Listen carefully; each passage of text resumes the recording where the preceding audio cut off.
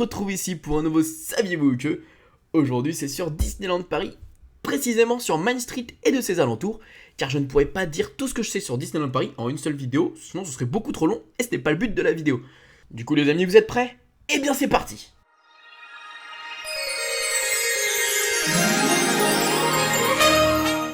Vous savez, il y a des pavés à l'entrée du parc, mais saviez-vous qu'il y en a une au nom de Michael Jackson? Bon, maintenant je vous souhaite bon courage pour la trouver. Non, allez, je suis gentil, je vais vous montrer où elle est, suivez-moi.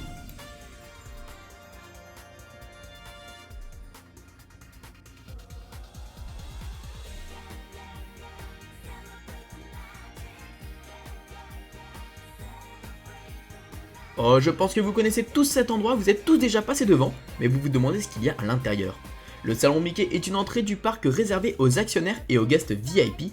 Ces derniers peuvent y prendre une collation à toute heure, ainsi que des boissons. Avez-vous remarqué que le Disneyland Railroad s'appelle toujours Euro Disneyland Railroad? Sur l'horloge et sur les rambardes, on peut apercevoir les initiales EDRR. On continue avec ce bâtiment, le Main Street Transportation Co. Désolé pour mon petit accent anglais. Eh bien, l'architecture du bâtiment reprend celle du château de Disneyland en Californie, un petit clin d'œil des Imagineers au premier parc Disney. Juste à côté, saviez-vous que si vous tendez l'oreille près de cette école de dentiste, vous pourrez entendre une leçon d'arrachage de dents. Et vous saviez pourquoi c'est un dentiste? Parce que quand vous sortez de Disneyland, vous avez le sourire, les dents, le sourire, la bouche, Voilà, vous avez compris. Saviez-vous qu'au fond de City Hall se trouve un plan géant du parc qui est le premier concept art? On peut voir que Cinémagique était prévu pour Discoveryland et bien d'autres choses, notamment qu'il y avait une attraction prévue pour la petite sirène. Saviez-vous que dans la boutique de Times Square Photographie se trouve un vieux combiné téléphonique? Vous pouvez écouter les conversations des habitants de Main Street à l'intérieur de ce combiné. Si vous observez attentivement dans l'Emporium, vous remarquerez sans doute un étrange système de wagonnets au plafond qui descend jusqu'à certaines caisses. En réalité, il s'agissait d'un mécanisme permettant aux caissiers de faire monter l'argent dans les bureaux du magasin. D'ailleurs, saviez-vous qu'au-dessus de cette même boutique, il y a des drapeaux des États-Unis qui comportent seulement 48 étoiles, car Main Street est inspiré de Marceline, ville de naissance de Walt Disney, au début du XXe siècle. Or, à l'époque, l'Alaska et Hawaï n'étaient pas des États américains. Saviez-vous que certaines plaques d'égout de la rue principale ont été offertes par des villes américaines comme New York ou sur la photo Baltimore? Saviez-vous que tous les accessoires de déco de Main Street Motors sont de véritables accessoires d'époque?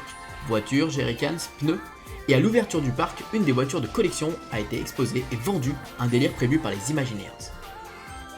Saviez-vous que si on continue à tendre l'oreille à côté de l'agent de détective, on peut entendre le chien qui aboie?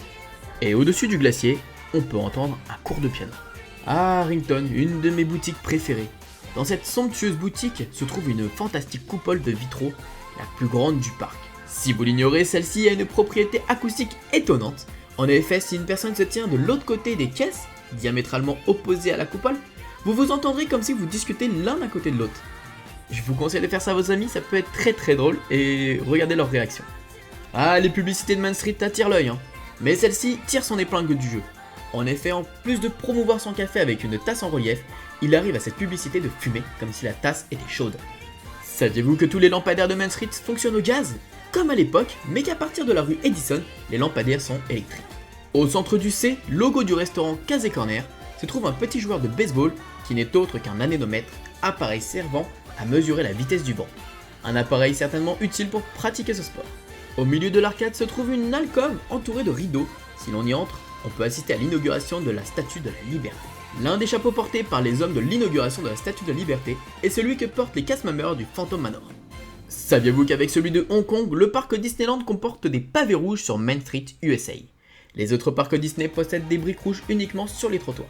Nous en avons fini avec Main Street, maintenant nous allons parler un tout petit peu de la parade, sachant que la parade passe par Main Street. Saviez-vous que dans le char de Toy Story, le masque du conducteur possède les traits du visage d'Harrison Ford? Saviez-vous que chaque char de la parade possède une odeur particulière? Dans celui de Alice au Pays des Merveilles et Pinocchio, on sent bien le thé et le bois. Et pour terminer, saviez-vous que le coffre au milieu du char de Pinocchio sert à actionner les canons? Voilà les amis, saviez-vous que sur la première édition de Disneyland Paris est terminée, nous avons exploré Main Street.